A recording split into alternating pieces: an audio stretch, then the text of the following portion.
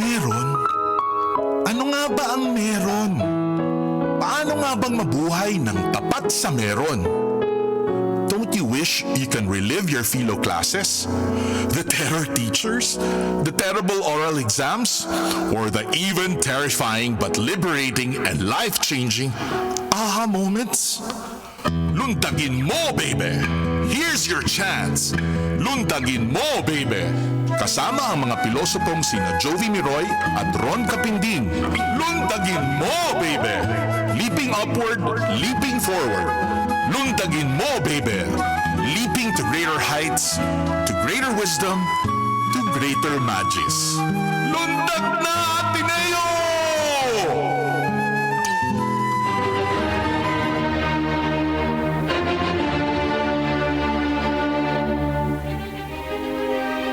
Nakikita na ba kami sa ano? Magandang hapon po.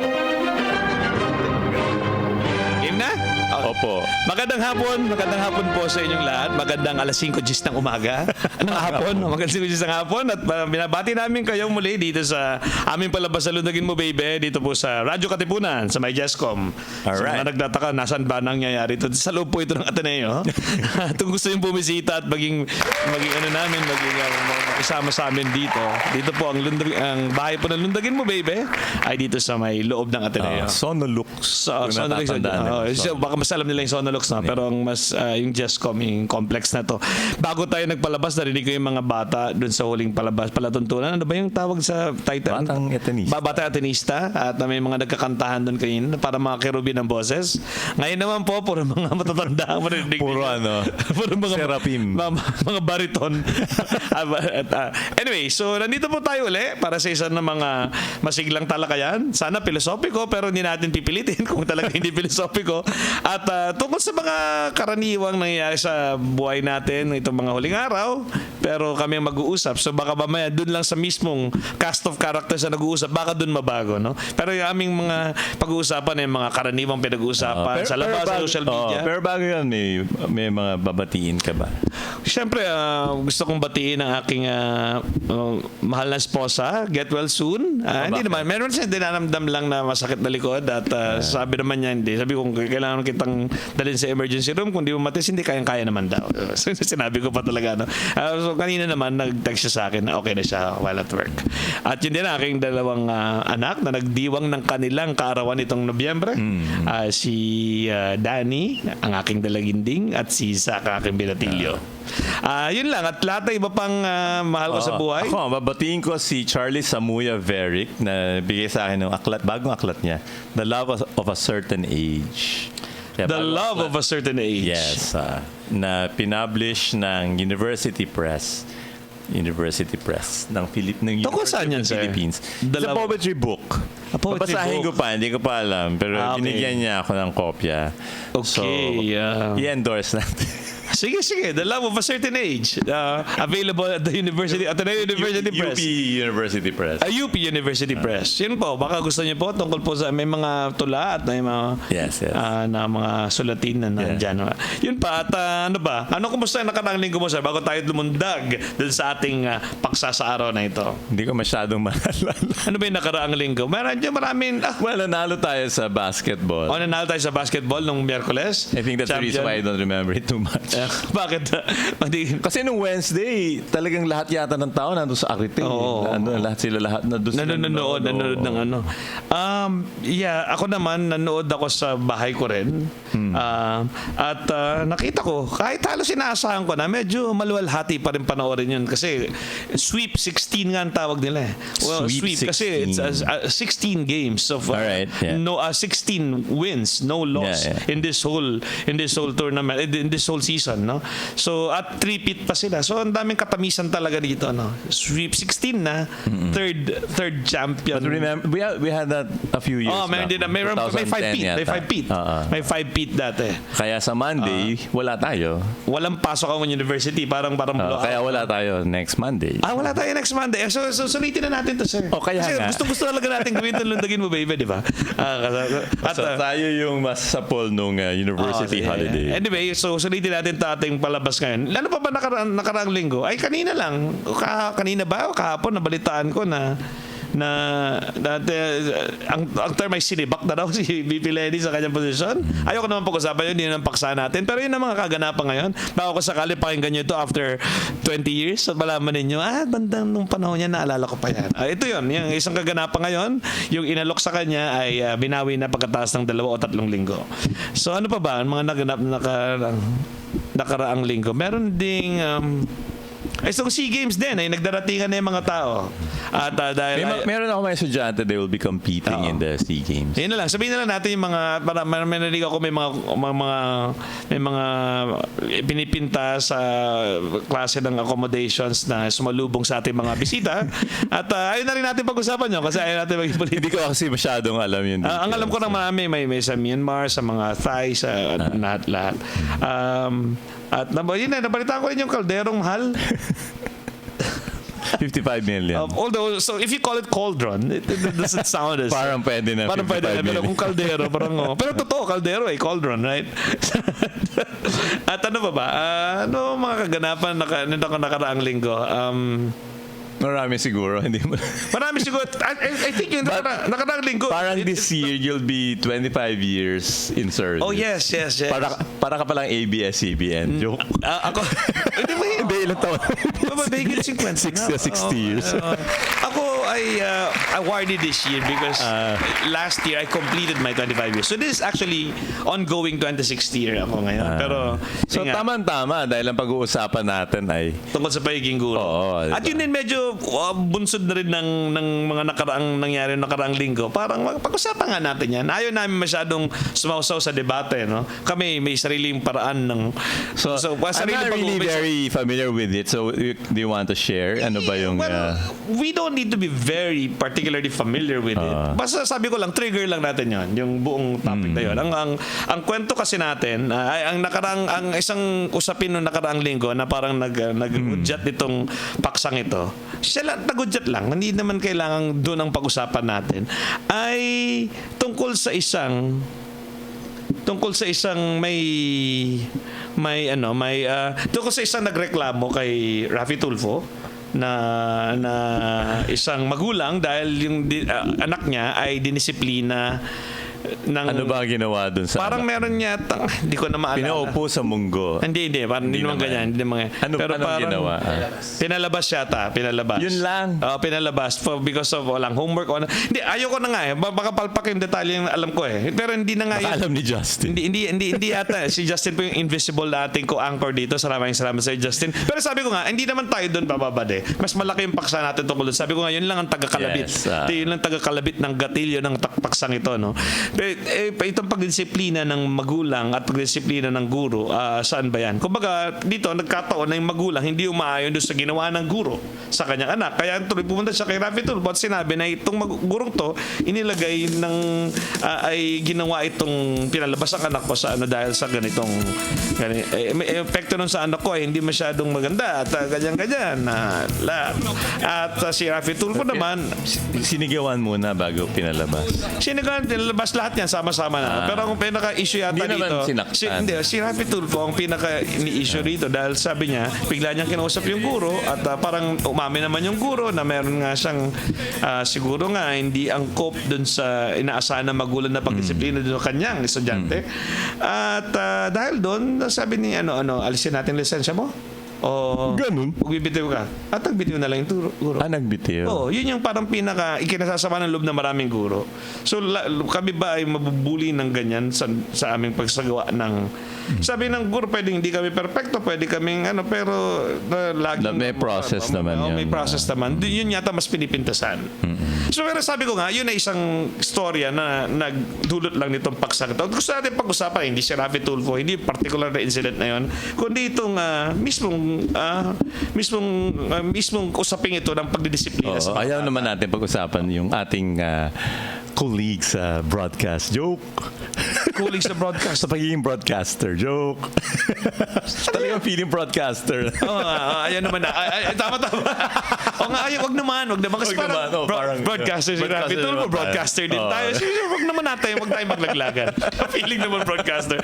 Yeah, I agree, sir. So, no, that is not the topic now. The topic now is about the disciplining students, no? Or classroom management. Classroom management. Pero just to make it more more controversial, di ba?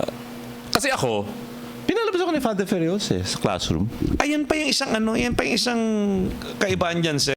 Kasi nga, marami nga pwede ngayon noon na hindi na pwede ngayon. Dahil nga marami na rin tayong mga Magna Carta. may mga update. Bawal ba talaga magpalabas ng estudyante? Actually, bawal talaga magharas ng bata at bawal ng corporal punishment. So, Pero yung palabasin mo siya sa classroom, bawal yun? kung may elemento ba yun ng humiliation? Nung pinalabas kami ni Father Ferios. Yeah. Maingay daw kasi. I can just share with you, sir. Dati nga sa Ateneo High School kung saan ako naging administrador. Dati katangkap-tangkap sa amin na ang mga bata ay tumayo kapag mayroong violation. May offense, di ba? Tumayo dun sa labas at serve 30 minutes to 1 hour. Nakatayo lang Post. naman. Post ang tawag doon.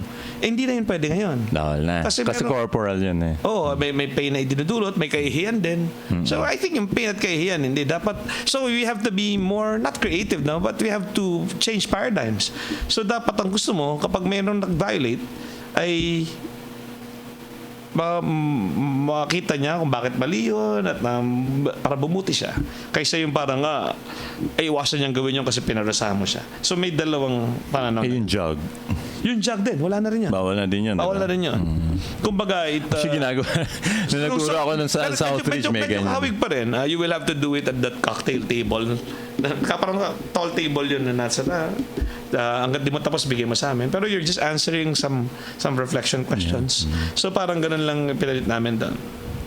So, technically, hindi talaga siya nagdudulot ng kahihiyan. So siguro maganda eh. So may history na pwede yon. Oo, kaya pinasabi hanggang kailan yon? Hanggang kailan pwede yon? Anong year ka? Ano yan? Hindi kasi nung Paano pa ba yan ng Kastila? Hindi. Hindi na. Parang kailan lang yan? Kailan yan na bago? 2010?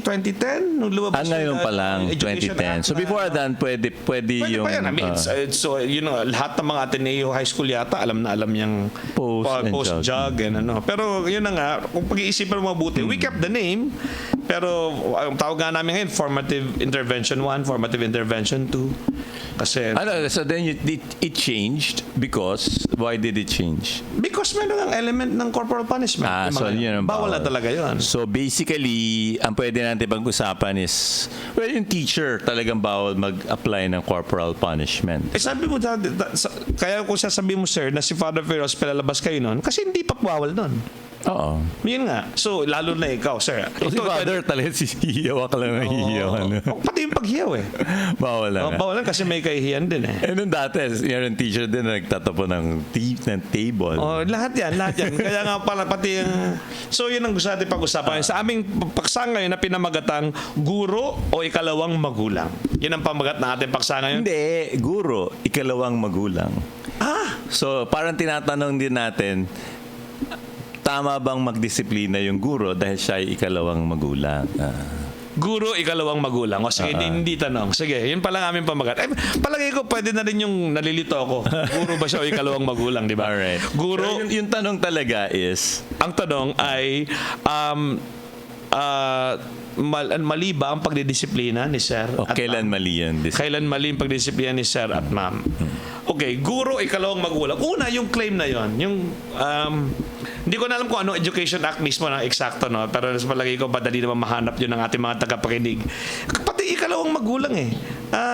Dati kasi, ang tawag natin sa mga magulang ay in loco parentis. Sa mga guro ay in loco parentis. Kumbaga, substitute magulang. In place of parents. While the parents are not there. Yes, substitute. Pero nabago na yun, sir. Hindi na. Meron ng special parental authority ang mga guro. Ibig sabihin, magulang din ako.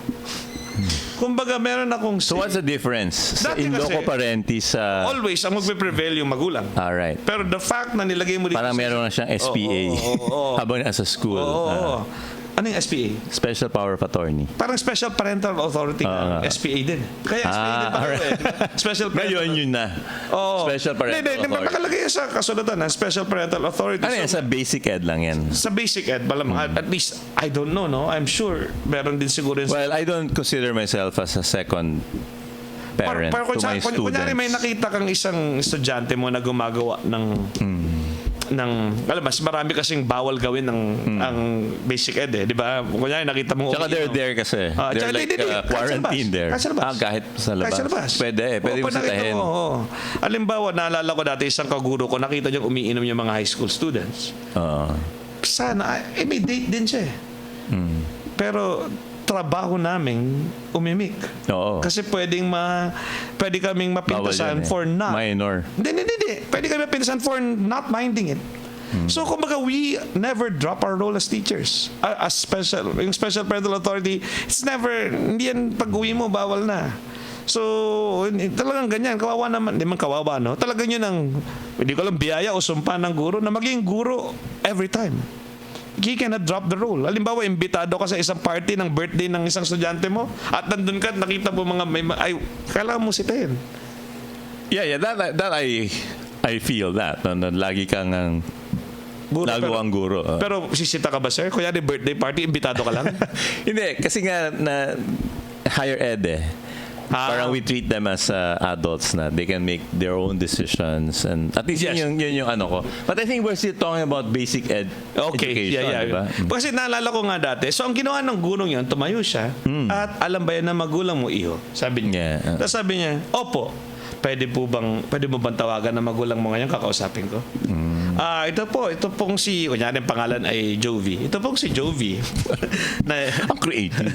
Ito pong si Jovi ay umiinom po at nakita ko ngayon. Sabi po niya, may permiso po kayo. Ilan taon na ba yung bata noon?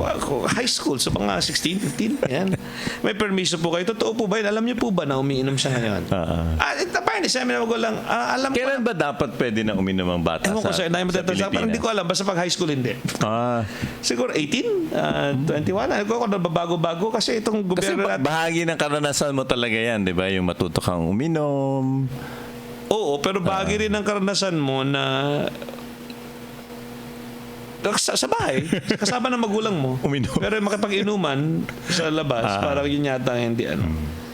Ewan ko, bahagi ng karanasan ko yun dati. Pupunta nga kami sa birthday na nandun yung magulang. Eto, yung makipag-inuman sa estudyante. Is that like sa college na ha? Is that right or wrong? Ay, hindi ko alam sa college. Hindi ko alam ano ba, right ba or wrong? Hindi, pag-usapan nga natin. Hindi, alam ko meron sa akin lang. Sinasabi ko lang na pati yung ginawa ng kasi ang pwedeng isagot kayo dun sa magulang, pinayagan niyo po pero pinagbabawal po namin sa school eh. So, pwede mo na sabihin kasi may special parental authority ka na. Dati, titiklop ka lang eh. In loco parentis ka lang eh. Yung special parental authority, sa school po kasi namin, hindi po pwede yun. So, sana po pareho tayo. Kasi, papatuloy namin sabihin masama ito.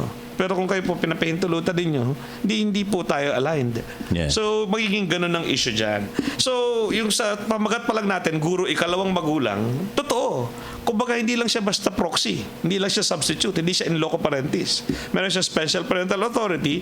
Kumbaga, no, in-enroll mo sa amin ang anak mo, nagkaroon na kami ng duty na hubugin siya, at ikaw nagbigay sa amin ng trabaho ngayon. At kapag inungkat namin yun sa'yo, sana makisama ka kasi ikaw naglagay ng anak mo sa amin. Otherwise, you can just pull him out. Yeah. So, parang ganun ang usapin ngayon dito. So, guro, ikalawang magulang. So, yun ang parang hinihingi ngayon sa atin. So, ang mga guro ba ay pwedeng magdisiplina sa mga estudyante ng matindi?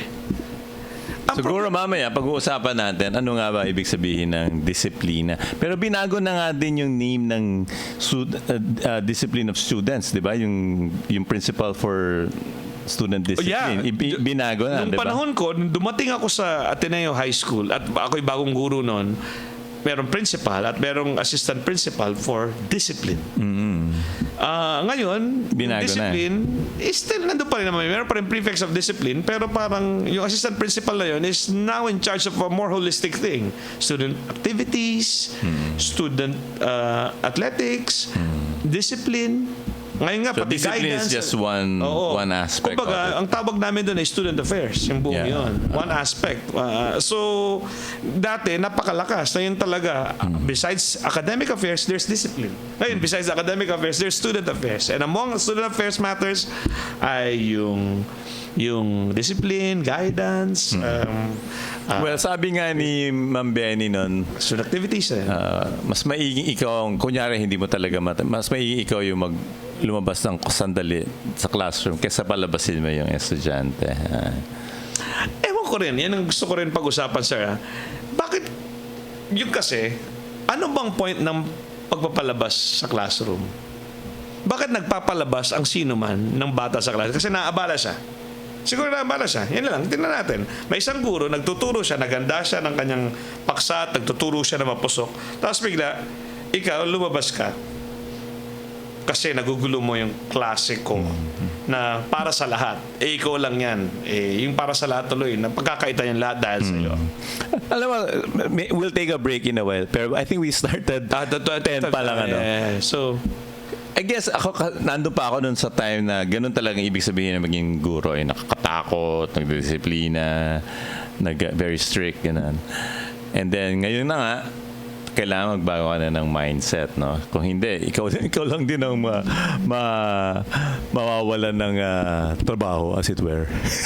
okay, pero ang problema kasi, yun din yata dapat na palitang paradigm gusto natin walang takot yung mga estudyante o may takot. Dati, takot ang estudyante. Yun ang paradigm yata dati. Ang una, takot ang estudyante sa teacher o sa tagapagpatupad na disiplina. Kakatakot. Yun ang fear na meron sila. Later on, parang ang gusto natin, mahiya na lang sila sa ginawa nila. Parang may guilt. Ganun. Pero pangit din yung hiya at takot. Ngayon, ang uso Actually, ngayon. nung batang teacher ako, meron pang gano'n, it's better to be feared than to be loved. Remember, sinabi nung batang teacher. If you have to choose, no? Oo, it's better to be feared than to be loved. Okay? If you need to choose. Pagkanda pa rin both. Tapos sa simula ng semester, kailangan nakakatakot ka. Yes. Tapos sa bandang katapusan na, medyo, kasi mag-o-orals na nun, Pero kailangan hindi ka na nakakatakot kasi haharap sa yung estudyante sa'yo.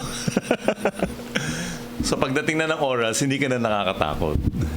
Okay, ang issue kasi natin dyan, sabi ko nga dati, natatakot sila sa guro, tapos kaya nahihiya sila sa ginawa nila. Ngayon, ang uso na ngayon ay matakot yung bata sa kung ano ang nagiging nangyayari sa kanya. Yun ang dapat nakatawan, what he is turning to be. Okay? Fear of what he is turning to be, not fear of the teacher. Kasi nakita mo yung kaibahan, sir? Fear, kaya kung kausapin mga bata, parang sabihin mo, so you nagdaya ka. So kung nandaya ka, ano mangyayari? Pag nasanay ka dyan, nakakatuwa yan mandaya kasi makukuha mo ng hindi naghihirap ang mga bagay na ginagawa mo. So pag nasanay ka dyan. So yun ang klase ng pagdisiplina ngayon. At so I guess it's still the same problem, no? How do you manage a classroom? Ang tawag talaga ngayon doon is classroom management, no? Then the other one is how do you parang ganun pa din yung problema, no? Cheating. How do you encourage honesty? I'm differentiating between nakakatakot na guro at nakakatakot na future ako. Parang yun yung dalawa. Pero, but in a way, nahuli na yung bata. Diba? Kala natin ang umuubra ay matakot sa guro. Ngayon, sinusubukan, hindi ko alam kung ito yung mas umuubra, no? Na matakot siya in what he's turning to be. Yes. Parang yun. Medyo iba yun takot kami kay Father Blank Blank. Kasi ang sungit talaga niyan pag nahuli ako. Mas gusto natin na, huwag natin gawin yan kasi ano mangyayari sa atin? So parang yun ang parang ginagawa. Kasi pwede naman takot lang lahat ng ang behavior ng mga bata, pero hindi ka yata nakagawa ng mga taong responsable at may pananagutan kapag ginawa mo yan. So having said that, actually ang pinakatanong dito, ano ang pagdidisiplina ang kailangan gawin ng guro sa bata? Kasi halimbawa doon sa example ni tama ba na pinalabas ng guro yung bata? Wala tayo doon Oo nga. pero Isang rule din yan. Kasi parang in a way, yung teacher lang naman talaga nakakaalam kung ano nangyayari sa classroom niya. So we cannot prejudge it. yeah, but what could be the reason for Well, nung pinalabas kami ni Father Fred, nagdadaldalan. and then Sabi niya, ikaw nagdadaldal, labas. Ikaw nakikinig, labas. Yun lang. Dahil. so bakit ayaw kasi niya nagdadaldalan? Siguro. At nakakainis yun sa kanya. Hindi kasi, ang point lang, nagagalit ba talaga ang guro sa estudyante niya? O dapat bang, tama ba yun na nagagalit ang guro sa estudyante niya? Meron ding isa pang father no, sa college. Very strict din siya. But when he gives stories, sabi niya, I never really get angry naman eh. Ako, I can also say that. Hindi talaga ako nagagalit. Actually, I perfectly understand why a particular student did what he did. But it's also my role to point out to him that that is not the way to go. Well, accordingly, at matindi kong gagawin yun. So, minsan nagagalit ako kasi dapat magalit. By dapat magalit, I mean, kasi hindi ko binigyan ginawang eventful itong o di ko siya pinagsabihan dito. Hindi niya malalaman na matindi yung ginawa. Kailangan sitahin. Kaya kumbaga, it's more an educational emotion rather than a real emotion na I have no control over. So, naisip ko kaya lagi ko tanong kayo na ba't ka pinalabas? Nagalit siya? O hindi? Palagay lang niya, that's a course of behavior na para mag-isip ka. The point is sana maisip mo na mali yun. Hindi dahil na-offend yung teacher. We have also stopped calling it offense. We've just called it violation or infraction. Kasi What's the difference? Who did you offend ba? So, pero sa Pilipino parang violation and offense parang labag lang iba sa paglabag. Pero hindi paglabag. But Paano kung tignan natin nga siya as a basketball game, di ba? Meron talagang may violation doon, merong foul. yeah, may violation. At anong gagawin And mo? you have to call them out. Pero walang punishment. No. Siguro yun ang Yun lang problema. nga. Pero ang mangyayari, parang yung sinasabi ko, parang sa basketball, yung fear of what you're turning out to be, you have fear of baka mapaalis ka sa game eh. Kasi Yes, meron lang, ako, namumuro na ako. So, magiging self-awareness yun sa sariling, Pero yun na, parang pinalalabas ka din, di ba? pero dapat may warning. Pero ikaw yung may diskarte, no? Parang kumbaga hindi ka, tama, pero may warning yun. Kaya mas formative nga palagay ko dun sa violation mo sa basketball. Meron kang, marami kang violation. Pag lagi ka may violation, nakakasira ka dun sa team mo. Kasi laging nag-turnover ang bola, lilipat sa kabila eh. At lalo na kung ang violation mo ay that which inflicts pain or aggression or violence to another person, mas matitindi yun. May limit talaga yun. Hindi lang yun masisira yung team mo, pati ikaw pwede ka maalis sa game. Yun yung parang nagbibilang ka lang ng 5 lang, 6 lang, pwede ka na lumabas.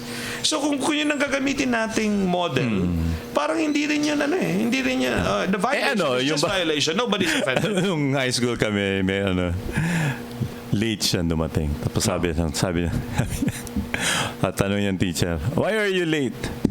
Sa takot niya sinabi niya, I woke up early.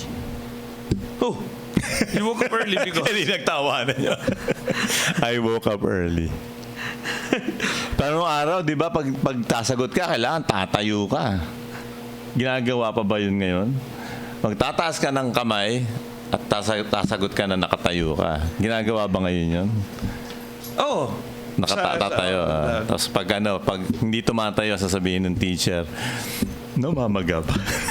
Oo nga, namamagabang yung tumbo, no?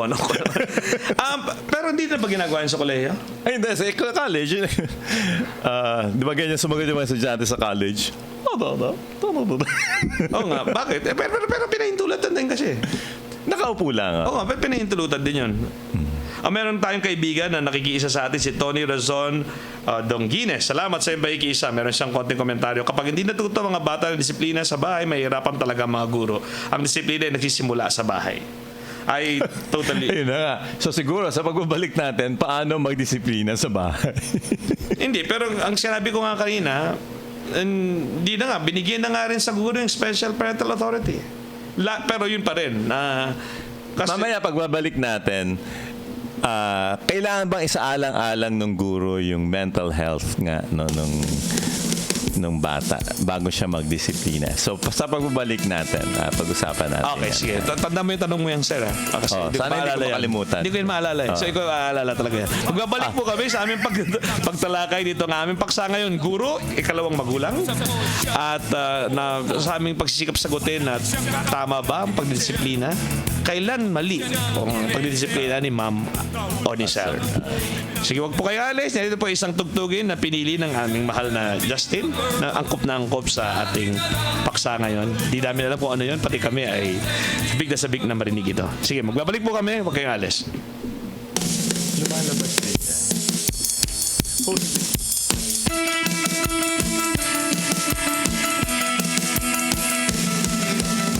Mayroon akong kilala sa high school. Palagi siyang nagpula-pula. At pag kinausap mo siya'y nabubuo. Palagi siyang kakaway ng teacher. Pinapato siya ng eraser. Nahuli siyang namumupit ng test paper. Teacher's enemy number one. Lagi na lang kinagagalitan. Teacher's enemy number one. Taon-taon siya'y naiiwan.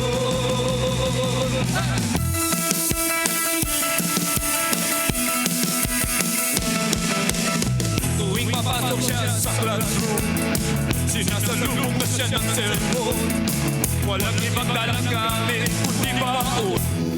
At ito na ang pasahan ng problema sa kanyang magulang. Ang pagsakay sa amin nila na lang. Teacher's enemy number one. Lagi na lang kinagagalitan.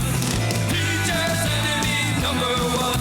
Taon-taon siya'y naiiwan.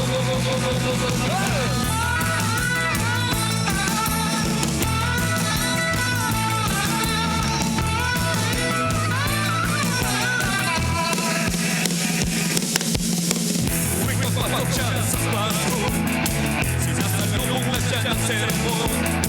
Walang ibang dalang gamit kundi baon. At ito na ang pasahan na problema sa kanyang magulang.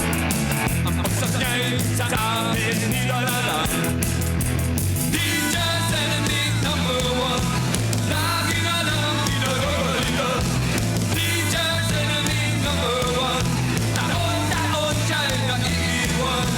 Teacher's enemy number one. Lagi na lang pinagagalitan. Teacher's enemy number one. Taon-taon siya'y naiiwan.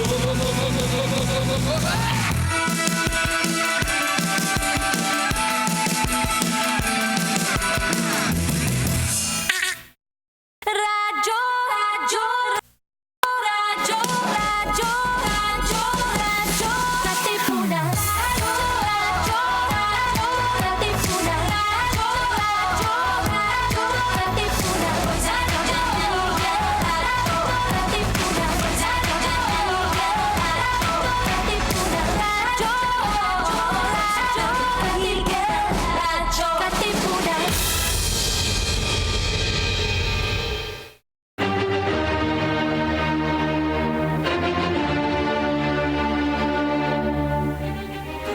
Ilang natin si Tony Ross. Yeah, siya yung binasa kong comment kanina, no? My student. Hi, Tony. Sa grad school, sir. Yes, yes. Okay. Siya ba'y, kasi kayo sing edad ko, mas matanda sa akin, mas bata sa akin? Palagay ko, mas nakakatanda yan sa'yo. Okay. Sige, ano yung tanong na sinabi mo kanina na So, tutugin natin? kailangan mo ba, bago ka magdisiplina, kailangan sa alang-alang mo yung mental health mental health condition ng bata. Baka meron na nga siyang kaya siya nag-iingay, kaya siya... Pero ano bang itsura nun, sir? Ano ba itsura nung sinasaalang-alang mo yung mental health ng Huwag bata? ka masyadong magagalit. Oh, yun ba yun? Baka yan ang kailangan. You see, I agree, no, that you have to be aware or you have to consider that. But what is that? How do Hindi, you... kaya so yun muna, yung kailangan mo isaalang-alang yung... Oo. At sa pagsasaalang-alang nun, huwag magalit ba ang behavior na hiningi? Hindi, bago ka mag-discipline, tignan mo muna yung... Sir, nakikita ko dahilan. na parang yung ang nakikita yung ginagawa nating synonymous ang word na discipline sa pag-corporal punishment. Bago ka Hindi, mag-discipline. kunyari yung... Kasi, speaking from experience, bago ka mag-meet out ng punishment. oo nga, yeah, so it's punitive nga yung na discipline. Yeah. Pero ang alam ko lang sa discipline, I think, hindi ko alam sa Latin, no? Pero galing yan sa the same word that produced the word disciples, di ba? Discipulus. Oh, discipulus. So ibig sabihin, ito ay isang pagsunod sa isang ano ba 'yan? Isang pamamaraan o isang tao. O kaya nga sabi pag sa sports din may discipline, ibig sabihin meron ka talagang behavior na sinusunod. Yun ang not necessarily ang pagdisiplina ay yung Sasaktan mo. masaktan siya o ano. So yun na nga. I agree. Kahit naman nung wala pang mental Pero health. siguro yun nga. No? Kahit wala pa ng mental health, ang iniisip mo palagi yung bata. Kasi lagi ko sinasabi siya. Sabihin ko kasi tatay na ako ngayon. Kunyari ang anak ko hindi na yung ano. Kunyari ang anak ko, mayroong ginawang masama. Anong unang sasabihin ko? Ang una kong anong magiging reaction ko doon? Una kong magiging reaction doon ay, ba't kaya niya ginawa 'yon? Palaging ganun, hindi parang, ba't mo ginawa yan, ha? O kaya, hindi galit sa akin pa, bago pa ako gumawa ng behavior. Bakit? Halimbawa, gawa tayo ng isang malalang gawain, ginawa. Kunyari, minura ako ng anak ko. Anak ko muna, wag na muna estudyante. Kasi, ikalawang magulang nga yung guro, no? Minura ako. Ang una ko, magagalit ba ako agad? Ang nasa isip ko, bakit niya ako minumura? So natural dapat sa atin na isipin yung pinanggagalingan ng bata, hindi yung parang na-offend ako and that is not allowed. So if you think like that, you haven't really internalized yung ikalawang magulang. Kasi magulang, as I'm telling you now, would really wonder what's going on sa kanyang anak. So hindi automatic na Pero siguro the more interesting question will be, ano nga ba talaga ang kung ang guro ay magulang, paano na din naman siya hindi magulang? No? So, or siguro the real question is, bakit nga ba tayo nagtuturo? Balikan natin. That's the real question, sir. So, Yeah, balikan natin. Balikan natin yung tanong na yun. Kasi yun yung papawirin talaga nung buong usapin na ito Hindi naman kung may ginawang mali yung guro o may ginawang mali yung estudyante. So, balikan natin yung tanong na yan, sir. Pero tingnan mo natin kung pwede nating iniwan na, una mong tinanong kayo na, sir. Sa mental health. Sa mental health. Kahit na nung wala pang pangalan yung mental health, kahit nung panahon pa natin, na hindi pa pinapangalanan yung mental health, yun din talaga ang dapat na ginagawa ng guro, isipin kung saan nanggagaling itong bata, kahit gaano ka-weird, no? So, pero alam mo, doon mo masusumpungan na meron siya mental health issue. Correct, yeah. So, kumbaga para sa akin, relevant ba o hindi relevant yung ano na? Ito. Kunyari, the way everything is relevant. Hindi lang mental health. Tingin sa cellphone. Pati family life. Ma-offend ka ba doon? Saan? Yung mga estudyante tingin sa cellphone. Hindi agad. Kasi ang una kong tanong, anong nangyayari? Bakit kayo tumitingin sa cellphone? And then, kapag nalaman kunyari ko estudyante, ba't ka tumitingin sa cellphone? Kasi masyado nakakasilaw yung gurong tignan. Kaya anong gusto mong gawin ko? Sige, tuloy lang natin, Ako yun yung iniisip ko. Oo. Hindi makatingin sa akin masyado. So anong gusto mong gawin ko? Actually, talaga namang... Papatayin natin ilaw? Ibig lang sabihin, so bakit masusukol mo rin siya Ibig sabihin, masusukol mo rin siya sa kanyang... So hanggang umamin siya mismo na, bakit nga yung ginawa ko? Without me having to... I can just... kumbaga, para sa akin... Kaya nga, so punta tayo doon. Kung yun yung magiging... kung yun yung magiging... advisable na gagawin. Meron siyang pinipresuppose na tungkulin nga ng guro, di ba? Na pwede nating i-articulate. So bakit hindi mo basta sasabihin sa kanya na mali kang ginagawa. But siya yung mismong makakatuklas dun sa mali na ginawa niya. Dalawang dahilan. Una, kasi hindi ka rin sigurado kung mali yung ginagawa niya. Oh, okay. Okay? Tapos pangalawang dahilan, para matuto siya. Kasi hindi naman lahat ng pagkatuto ay diktang tuto, kundi tuklas tuto. No, tuklas tuto. So, yun, So ano yung kaibahan ng dalawa? Diktang tuto at tuklas tuto. Kumbaga, yun yata yung tunay na pagkatuto, di ba? Yung siya mismo ang nakasumpong, hindi yung ikaw yung nagdikta. Kasi ano yun, baka pwedeng posibleng pasok sa kanan, labas sa kaliwa yung diktang turo, no? O yung diktang pagkatuto. Pero yung natuklas sa pagkatuto ay talagang sa kanya nasilang at sa kanya din tutubo. So, yun nga, basta pag sinabihan mo lang siya, which is what we say, di ba, na pagtuturo, hindi naman talaga din siya natututo. Oo, at din, mas nagdududa ako doon. Kasi baka mamaya, pinapalagay mo ng iyong mga paninindigan na baka iba sa kanya ay dapat sundin. Oh. So yan, sa pagtuturo yan, di ba? Pero yan ba imumungkahi mo din sa paraan ng pagpapalaki sa anak ng isang magulang? Yung hindi diktang magulang, kung hindi nga magulang, di ba? Yung kundi kaibigan ka. Yan ba ay, yun nga, ewan ko kung... Para sa akin, sir, walang kaibahan. Oo. Kaya nga yung sinabi ng ating kaibigan, nagsisimula doon, depende pa din, sana diba? nga ganyan, no? Pero kung hindi ganyan, handa ko rin salubungin yung mga bata sa paaralan para Kaya ka nga nandun. kasi para kahit iba-ibang pinanggalingan ninyo, tingnan natin, pero kung iisa lang yung lagi mo lang kasi di ba ang pinaka tinatanong mo, sir, ano ba talagang trabaho natin bilang guro? Maaaring pag-usapan kasi kung pag-iisipan lang natin yung ginawa nung gurong yon, baka mawala tayo doon sa... Sagutin natin yung tanong na ano ba talaga ang gawain ng guro? Di ba tulungan ng bata mag-isip? Kalaunan, yun ang pagtuturo, yun mahal. Ang pagdidisiplina yata ipakita sa bata kung gaano ka hungkag yung ginawa niya o gaano ka hindi mabuti o kaya ka walang laman. So kaya pagtatanong, bakit mo ginawa yun? Hindi kaya ba? So, sa isip mo talaga dinudulot. Hindi sa damdamin ng takot, hindi sa... Ako naman, kaya hindi ako nag-decide na ako hindi magturo sa basic ed. Kasi ayoko nung tuturuan ko sila. Mas gusto ko yung kung ano yung gusto niyong gawin nyo. Parang mas ayoko yung tutok-turo. Kaya, although sa college, meron ding tutok-turo na nagaganap. Mas tutok-turo pa nga. Kaysa sa basic ed. Hanggang katandaan na estudyante. Kasi hindi naman ganun sa basic ed. Siguro, hindi, ikaw, meron kang ganun. Tutok-turo ka din eh. Tutok-guro ka din. Hindi naman tutok-turo.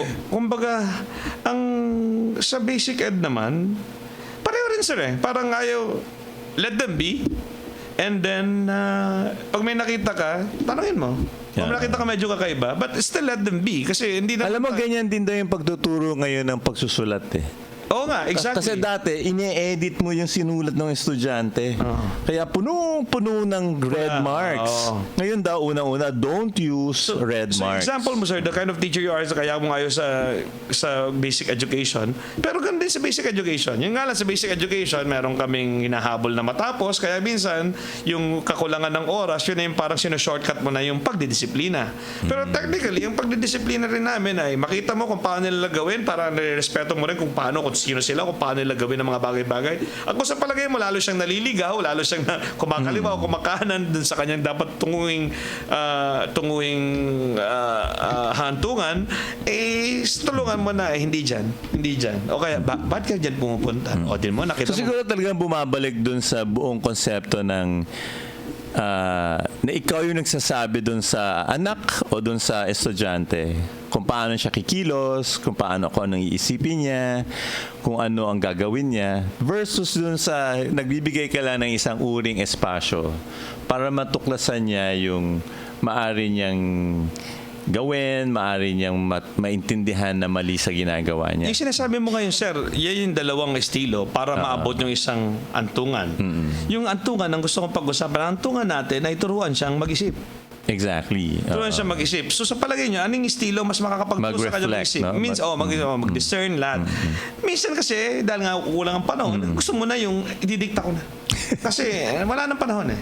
Pero minsan naman, kung yun ang sanang mas ideal, no? Sige, I will think with you. Let's think through this with each other. Parang ganyan. Yun ang mas magandang gawin.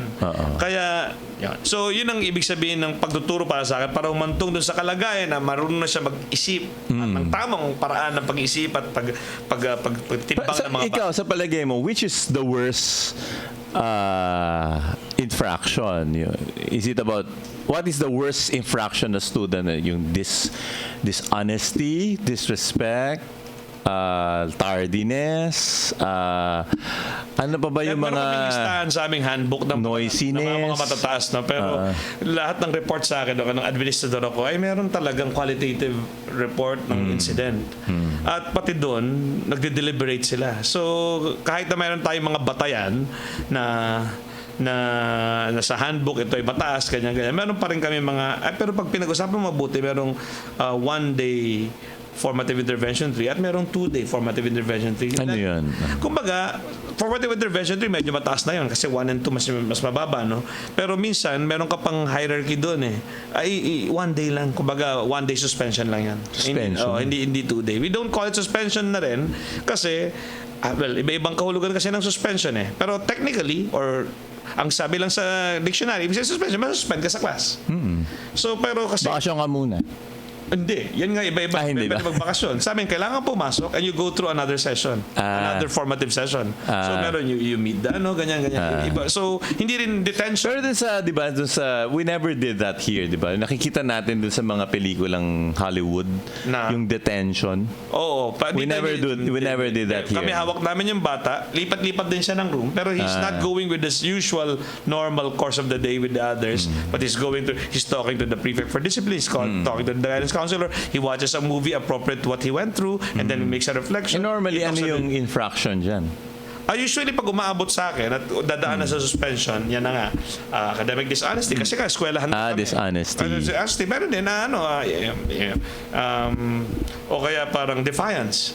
Ang defiance kasi parang unang mga infraction na mababaw, pero parang sa kakasita hindi pa rin akit natin defiance. Defiance is parang minsan kasi failure to do assigned task. So mga formative intervention 1, formative intervention 2 lang yan. Failure to do assigned task. Pag pangalawa na, pag pangatlo na, kunyari like failure to do hindi gumagawa ng homework. Pwede hindi gumawa ng homework. O kaya sinabing see me after class. Yung ganyan lang. So, assigned yan. So, meron kang So, defiance na parang sutil na masyado kapag ganon. Siyempre, meron din yung bullying, yung immorality, yung physical assault. Yan, matitindi talaga. Pero pag tinatanong mo sa akin, sir, kung ano yung pinakamataas, parang wala namang iisa. Kasi talagang bawat isa dyan may context at may kwento at may... Kasi itong usapin ng dishonesty, ako talaga, I just avoid it. Kaya open notes na. Open books. Ako rin, sir. Parang kasi sa tunay na buhay din ang tinitingnan ko eh. Sa tunay na buhay ba, para mal-intindihan isang kwento, close books ba? Parang gano'n. So parang, ba't naman open books? Sana maggawa ka na lang kwento na talagang hahamon sa pag-iisip niya. But I don't know, baka mamaya sa grade school, mahirap. Baka recall. Di ko alam eh. Iba ko lang sabihin, hindi lang sa academic. Academic dishonesty could be as simple as plagiarism. Yun naman, research paper yun. Ba't mo sinabing sa hindi mo, gano'n na. Academic dishonesty na agad yun. O kaya, ikaw nagpakita, hindi ikaw ang tumingin. Speaking of plagiarism, kasi itong kanta na ito na pinakinggan natin, ano yan? Teacher's Enemy number 1 ng Juan de la Cruz. Pero yung buong problema ng Teacher's Enemy, what that always reminds me is school bukol. Talaga. Oo. Teacher's Enemy number 1. Pero parang ang point of view kasi dyan ay yung... Pero nakakatuwa kasi yung mga pasaway na estudyante. No? Pero sabi mo sa akin dati, minsan yung mga estudyante nagiging close sa'yo. Yun yung mga... Sila ba yung pasaway o yung medyo marginalized? Hindi. Pasaway. Kasi not because of anything else, but they're more candid and spontaneous. Parang wala silang image at front sa akin. Aminin ko minsan, maganda nga ang grades, pero parang may kulo eh. Parang ito wala sa harap mo ay candid na candid. May hirap din yan, di ba? Yung mga estudyante masyadong grade conscious. At kaya ako parang hindi ganyan ang buhay bata, parang gano'n. So kumbaga naawa ako dun sa mga gano'n kasi dahil pa nilang kailangan matutuhan sa buhay na hindi ganyan, hindi yan parang Pero ako, marami na ding conversions na nangyari. First is that they understand of classroom management. And classroom management is a skill, it's an art. And I think each teacher is tasked to improve on classroom management. There are many, many ways of doing classroom management. Sa basic education, ang pinaka best way to manage your class is prepare your lesson. Kasi, yes, pero meron pang isa yung ginagawa niya yung... Pero ano nyo ba, prepare your lesson? Kasi nag-iingay lang naman yung mga bata kapag buka ka ng... ganun ba? Oo, kapag buka ka ng walang dinudulot. Yung isa ding style is that you greet them, each of them, individually. You really meet Leaving them. you just 10 more minutes in your session. That's it, because that's parang they feel that they're really there in the. I think that's one of the things that in the college it's not it so. can be achieved by the setup of the chairs, ngayon, para magbuka lang siyang Yes, forum. yun nga, we don't give the impression that we are just teaching content, but we are really present to the students, Yeah. and the students are present to us. Exactly. Actually, yung sinabi ko na dapat handa ka, yun din eh. Kumbaga, they see through you. Kahit grade school yan, kahit high school yan, na nag-abala yung teacher ko. Yes. So, I mean, both content and strategy. Kasi pag doon ka nagpalpak, medyo proven na yan sa basic ed. No? Hindi ko alam, wala namang lesson plan sa college. No? And sometimes... Hindi mo lang isa-submit. Oo. Meron. So hindi sinasubmit. So, malamang... Hindi ka lang magsasubmit. So, pero pwedeng meron. wala. Hindi pwede. Hindi pwede. Pwedeng wala. Hindi, pwede. Sino titiyak na meron ka? Estudyante. Nakalagay din yun sa evaluation mo. Exactly. Prepares for class. Exactly. So yun na nga, kaya ka maiiwan. Pero sir, parang may nakakaligtaan tayong tanongin dito sa paksa natin ito. Pwede nga bang magdisiplina yung guro? Yun ang gusto kong pag-usapan. Nabanggit natin ng konti kanina eh. Napunta na tayo sa buong pagtuturo. Ang guro ba, anong pwede niyang gawin sa bata? Ano yung maling gagawin niya sa bata? Kasi yung pinakatanong natin, kailan ba mali ang pagdidisiplina ni Yun nga, Sir Mac? siguro yung intention. When you miss out, and if the intention is to show that you are powerful, that Yes. you're in authority, and it doesn't have any pedagogical intention, then the student will not understand, because he knows it has nothing to do with him but everything to do with Ang ganda you. na siya mo, sir. Tagalogin mo nga. Kapag yung mismong layunin mo sa pagsasagawa ng pagdisiplina, ay talaga para lang sa pagpapakita na may kapangyarihan ka, na parang ganoon din sa magulang, di ba? Kung Hindi lang kapangyarihan, sir. Tama ka dyan, no? Meron pang isa na hindi lang kapangyarihan, makuha yung sarili mong gusto, like validation, may ganun pa eh. pwede din yun. Doon kami diring-diring yung minsan. para lang sa sarili mong kapakanan. Para magustuhan ka. Exactly. Mali din yun. Pati diba? yung hindi pagpapatupad ng kastriktuhan, ay din ang medyo mali eh. Kasi sana hindi nakasalalay sa mga bata yung pagtingin mo sa sarili mo. Kasi ang linaw-linaw sa'yo na ano dapat gawin para sa mga bata. Yun nga, siguro ang magandang sukatan dyan, pag yung guro napipikon pa sa bata, parang kailangan muna niyang mag-retreat o mag-leave muna. Well, tao din naman yung guro. Pero kung habitually, no? I can see na. Pero yung napipikon ka sa bata, pero pwedeng inaarte mo yun. Pwede naman siya maging strict. Inaarte mo. Sabi ko nga, hindi talaga ako nagagalit. Pero I'm just showing it like that para paano ko sa ibang tao niya gawin yan, parang ganon. So I'm just playing the part of the napikon, pero ultimately tayo ang naintindihan natin lahat. Yung siguro yung problema, yung hindi naman problema, yung context natin is, I think it's true for a Jesuit university specifically, kasi yung expectation din ng estudyante sa guro is companion, friend, no? So siguro yun, that's another element that we can look at, no? Hindi nga para sa atin sa Ateneo, because I see that as a difference nung nag-aral ako sa Europe. The teacher is really not your friend. You know, the professor will never become your friend. Yeah. But I went to BC as well, and there the professors are also friends. So siguro may expectation na hindi lang siya magulang nga, kung hindi meron yung familiarity is part of the pedagogical process. So how do we instill that, yes, I am your friend, but I am also somebody who is who will give you not even just give you the grade, but I am tasked to do something, that is. Ako naman, sir, I get what you're saying, no? But I will not even go to that point of having to label it as friend, kuya, may mga ganyan pa. No. Para kang kuya, para kang magulang, para kang Wag lang, para kang nanay, wag lang tatay. special friend. Oh, wala special friend. So, wala akong, kahit ako kahit na I appear to be my student's friend or their kuya, kahit sila nagsasabi sa akin yan mismo, no? But that was never the role I'm playing. Sila lang nagpangalan niyan at iba-iba rin ang kanilang standard. Ang tawag nila sa'yo? Jollibee. Hindi, pero sir talaga. Pero sila nagsabi kayo, pero nakakatuwa sabihin yun. Siguro, for lack of better terms, yun ang sinasabi nilang pagpuri sa'yo. Pero, ultimately, ang kailangan lang, ang sinasabi ko nga, ang wag mong gawin sa mga estudyante ay yung sitayin sila para lang ipagdiwang yung kapangyarihan mo. That is, o kaya nalalaman nila yung difference. Magagaling. Kasi ultimately, you just have to love them like they're your kids. Kahit batang guro ka pa at wala ka pa karanasan ng... Kunyari, kahit ka ba batang kapatid mo na... Although may tradition din sa Ateneo na you let the youth teach the youth. Yeah, exactly. Ibig ko lang sabihin, kasi paano naman gagawin yun ng mga batang guro kung wala pa silang karanasan pa higing magulang? No. So yun, The point is, andun yung... kunyari, magulang mo ito. Kunyari, anak mo ito. Yung palagi dapat i-internalize eh. Yun ang pati ako, gusto ko i-correct, pero hindi ko ginawa, no? Yung ibang guro na, bakit ka galit na galit sa kanya? Kasi okay, pero basic ed ako kasi iba yata mas mataas yata expectation natin sa matatanda na masama talaga yung ginawa niya, pero bakit niya ba ginawa yon? So ibig sabihin, we will have him go through an intervention, but there is also that another element. Ikaw huwag mo nang personalin. Yeah. Parang gano'n. This is another element na madalas hindi pinag-uusapan sa schools natin. That is growth mentality.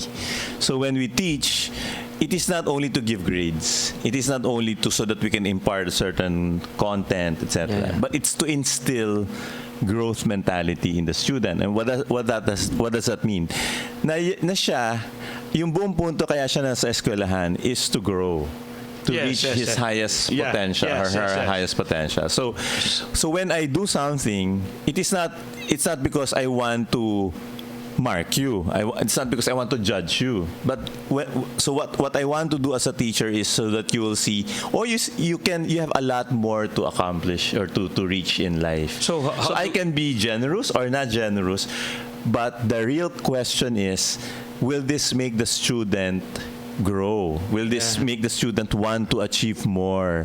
Diba? So pwede naman din I'm very generous o baka that will not make them want to grow. But maybe I can be generous because they know they can reach a higher mark. Diba? Ganyan. So kulang, minsan hindi natin pinag-uusapan yun sa mga klase natin o sa eskwelahan natin, that what we want the students to do, to be able to do is not to be satisfied with their C++, even if that's what they deserve, diba? But if from their C+ at the beginning, they want to get a higher grade, or not only a higher grade, but really grow, really achieve something. Alam that ba yun ng mga teachers?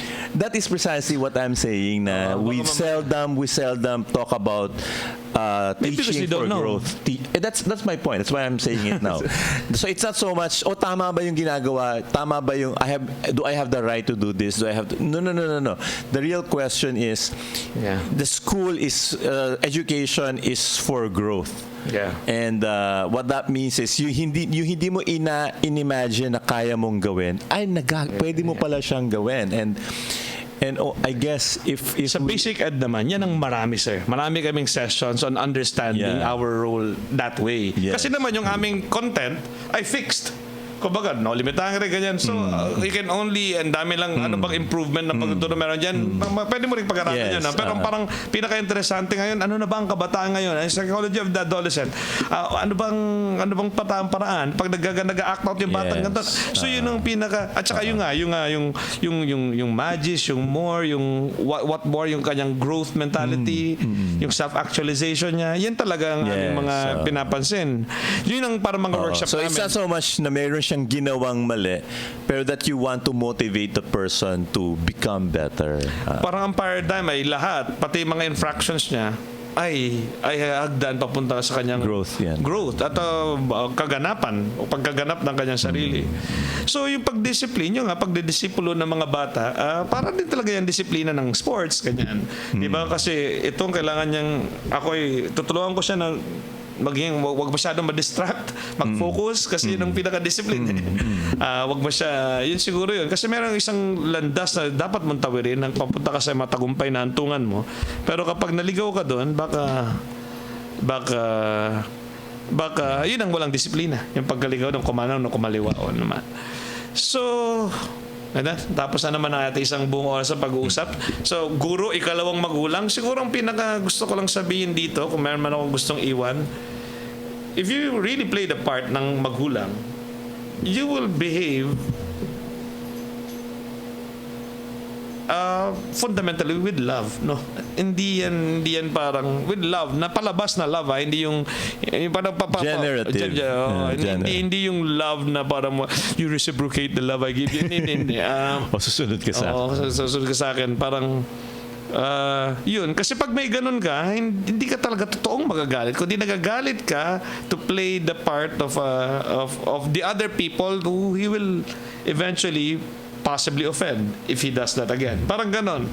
Kasi kung hindi mo naman i-call ang attention niya sa ganon, yung kumbaga, nagagalit ka lang to call their attention. Hindi ka talaga nagagalit na may tunay na suklam at pot sa puso mo pag nangyayari yun. You're siguro we can mention that again. Our emotions are our emotions. So no one can fault us for being angry, etc., etc. But maybe what is required from teachers is really greater patience and Kumbaga parang nobody can take away their self-respect unless they give it to them. Si Mother Teresa nagsabi niya, no? At sabi rin ni Stephen Covey, ay it's not what other people do to us that hurt us in the most fundamental sense. It's our chosen response that hurt us. Yes. So if you choose to be hurt, di choose mo rin yan. Yes. So yun po, sana with that,